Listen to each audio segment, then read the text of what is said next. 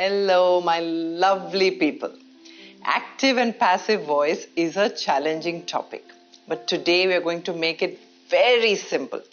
I have 3 short tricks for you, which are very easy to understand, and we will also work on the transformation of different types of sentences, like assertive, imperative, and interrogative sentences or questions. And we're going to transform them from active to passive voice. All the important information is going to be in tables, and you can take screenshots of it, and it is my assurance that by the end of this class, active and passive voice will become super easy for you. So let's get started. First, let's check out these 2 sentences. You are learning English and English is being learnt by you. The first is in active voice. It's a more direct way of talking, and it shows that the action is done by you. You are learning English. The structure of the active voice is subject plus verb plus object. The second sentence is in passive voice, as though someone is reporting the action, and the action is being received by you, and the focus is on English. English is being learnt by you. The structure of passive voice is object plus be or forms of be plus the verb plus by plus subject. And if you're thinking why I said object first and subject later, we're going to talk about that. Great. Now let's look at rules and tricks, and the first trick is called the rule of X. The subject becomes the object and the object becomes the subject. In active form, the chef prepares a meal. In passive form, the meal was prepared by the chef. Rule of X, the subject becomes the object and the object becomes the subject. Let's take another rule. She sang a song becomes a song was sung by her. She becomes her and song became the subject. Why did she become her? So here is a table on your screen, a list of how pronouns change when they are the subject or the object. Take a quick screenshot and let's see some examples. Did they fix the car? Was the car fixed by them? We are learning English. English is being learnt by us. So this is very simple. First, just interchange the object and the subject. Next, if there are any pronouns, use that table to change their form. Now let's check out trick number 2, bystander. In passive voice, the action is being received by someone. So in most cases, the word by is going to come into the passive voice. Let's take an example. The scientist has discovered the cure. The cure has been discovered by the scientist. Imagine passive voice as someone watching the action and reporting this action to a newspaper and saying, the cure has been discovered by the scientist, the meal has been prepared by the chef, the room has been cleaned by the staff, etc., etc. This person who's standing and watching is a bystander who puts the word by into every sentence of passive voice. Easy? Let's take another example. The mechanic is fixing the car. The car is being fixed by the mechanic. Great. But why did we say being fixed? Let's look at the next rule to understand this. And the next trick is trick number 3, tense table. The rule is simple. The tense remains the same. The tense of both the active voice and the passive voice is always the same. Example, they completed the project. The project was completed by them. This was in the past tense, completed. So we use the helping verb was. Now, let's see our tense table, which is going to tell you which helping verbs are to be used in the passive voice depending on the tense. This table is very important. Now, present is always is, am and are. Past, was and were. The perfect tense will always have been, and the continuous tense will always have being, and the future tense will have will be and shall be. Modal verbs remain the same. We just add a be in the passive voice. It's just as simple as that. Now let's take some examples.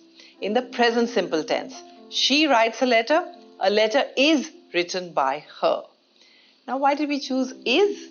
Because a letter is singular and she is becoming her. So it's very easy. Let's take a past tense example. They enjoyed the class. The class was enjoyed by them.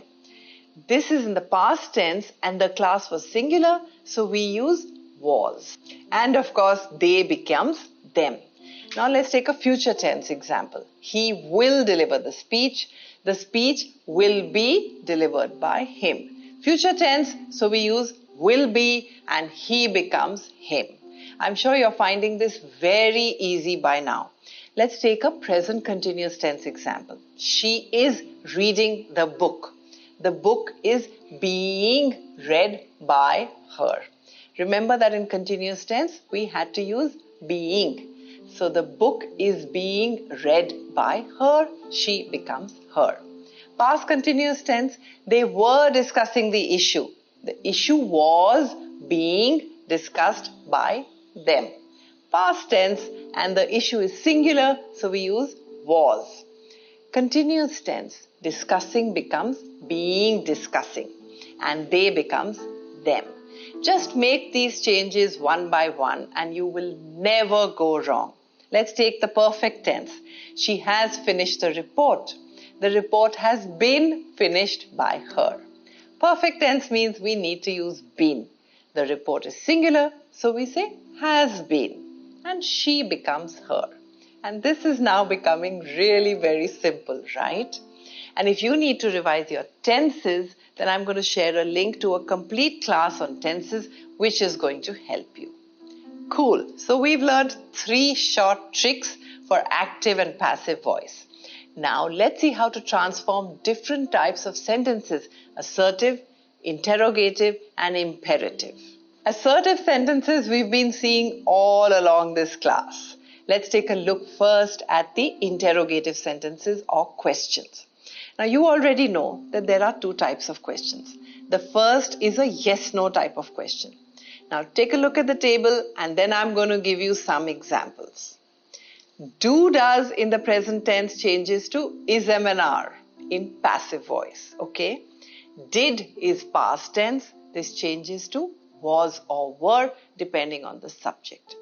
Has, have and had remain unchanged. The modal verbs also remain unchanged. First, let's take a look at the structure. In active form, question word plus subject plus verb in first form plus object. In passive form, question word plus object plus verb in third form plus by plus subject. This is similar to the way we learnt it in the 3 tricks, so no confusion. Let's take an example. Do they clean the room? Is the room cleaned by them? Did he write the letter? Was the letter written by him?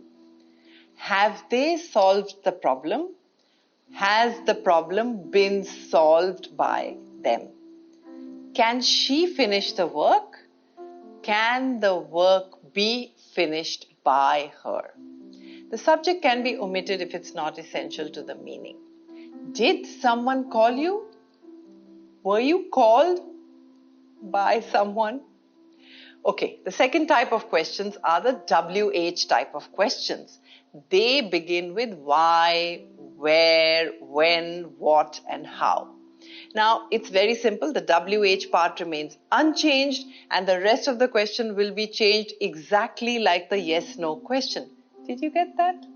Let's try some examples and then I'm going to explain how this works. How does she solve the problem? How is the problem solved? How remains the same. Does she solve the problem is a yes-no type question, which we've already learned to solve, and that becomes is the problem solved by her. So overall, in the passive form, we would say, how is the problem solved by her? This is easy, but there is an exception. There's always an exception. With questions beginning with who and whom. Who stole my phone? In passive form, this would be, by whom was my phone stolen? Or, who was my phone stolen by? The active form is who plus verb plus object. And the passive form is by whom plus helping verb plus object plus verb in third form. Who will teach her? By whom will she be taught? Whom have you spoken to? Who has been spoken to by you? If it sounds too complex, you can avoid saying by you, especially if it's not very critical to the meaning of the sentence. And now for the third type of sentences, which is the imperative sentences. These could either be an advice, an order, or a request. I'm going to put everything in a table, but first let's see these examples. Close the door. In passive form, we'll say, let the door be closed. Or, stop talking. Now this one doesn't have any object. So in passive form, we are going to say, you are ordered to stop talking. Let's take a negative form. Do not touch the painting. Let the painting not be touched. Now I have a table on the screen and you can take a screenshot of this table and let's see how advice sentences work. Eat healthy. Healthy foods should be eaten. Or, you are advised to eat healthy food. Plan your tasks for the day.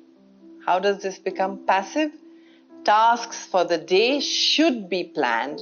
Or, you are advised to plan your tasks for the day. Now take a screenshot once again of this table and let's see how request type imperative sentences work. Please help me. You are requested to help me. Finish this task. Let the task be finished, or the task should be finished. Now that is our complete lesson with 3 short tricks on active and passive voice and a detailed explanation of sentence transformation. Do share this with your friends and follow for more such lessons, and happy learning.